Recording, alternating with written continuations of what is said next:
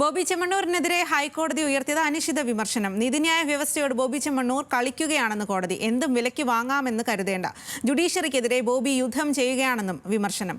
1:45-ന് case വീണ്ടും പരിഗണിക്കും.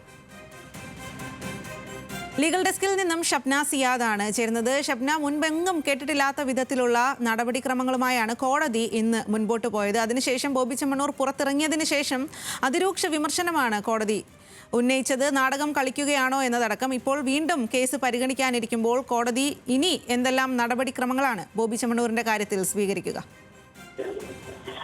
ബോബി ചെമ്മണ്ണൂരിന്റെ കേസുമായി ബന്ധപ്പെട്ട് രാവിലെ കോടതി, അതായത് 10:15-ന് ഈ കേസ് എടുത്തിരുന്നു. ആദ്യഘട്ടത്തിൽ തന്നെ 12 മണിക്ക് ഈ കേസ് വീണ്ടും പരിഗണിക്കും.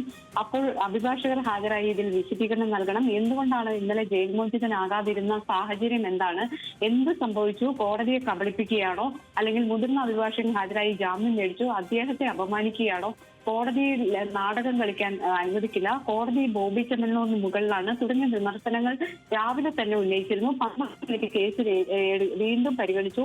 അപ്പോഴാണ് അഭിഭാഷകരോട് മാപ്പ് പറയണം എന്ന രീതിയിൽ ആവശ്യപ്പെട്ടു. അഭിഭാഷകൻ നിരുപാധികം ബോബി ചെമ്മണ്ണൂർ മാപ്പ് പറയാം എന്ന് അറിയിക്കുകയും അതോടൊപ്പം തന്നെ ബോബി ചെമ്മണ്ണൂരിന്റെ ഫോണിലൂടെ വിവരങ്ങൾ അന്വേഷിച്ചറിയാൻ അഭിഭാഷകർക്ക് കോടതി നിർദ്ദേശം നൽകുകയും ചെയ്തു. എന്തും വിലയ്ക്ക് വാങ്ങാം എന്ന് കരുതരുത് എന്നായിരുന്നു കോടതിയുടെ വിമർശനം.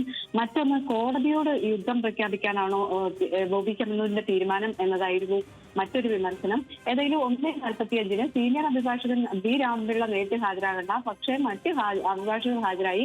എന്താണ് സംഭവിച്ചത്, ഇന്നലെ ഇറങ്ങാതിരുന്നതിന്റെ കാരണം എന്താണ്, ഇന്നിപ്പോൾ പുറത്തിറങ്ങിയത് എങ്ങനെയാണ്, അതോടൊപ്പം തന്നെ പുറത്തിറങ്ങിയ ശേഷം ഏത് രീതിയിലാണ് പ്രതികരിച്ചത്, റിമാൻഡ് തടവുകാരുടെ കാര്യത്തിൽ ബോബി ചെമ്മണ്ണൂർ എന്തിനാണ് കൂടുതൽ ജാഗ്രത പുലർത്തുന്നത്, ബോബി ചെമ്മണ്ണൂർ എന്തിനാണ് അവരുടെ വക്കാലത്തെടുക്കുന്നത്, ഇവിടെ നീതിന്യായ വ്യവസ്ഥയുണ്ട്, നിയമങ്ങളുണ്ട്, കോടതികളുണ്ട്, അവർ പരിഗണിക്കേണ്ട കാര്യങ്ങളാണ് ഇത്തരത്തിലുള്ള കാര്യങ്ങൾ. അത് ബോബി ചെമ്മണ്ണൂരല്ല പരിഗണിക്കേണ്ടത്.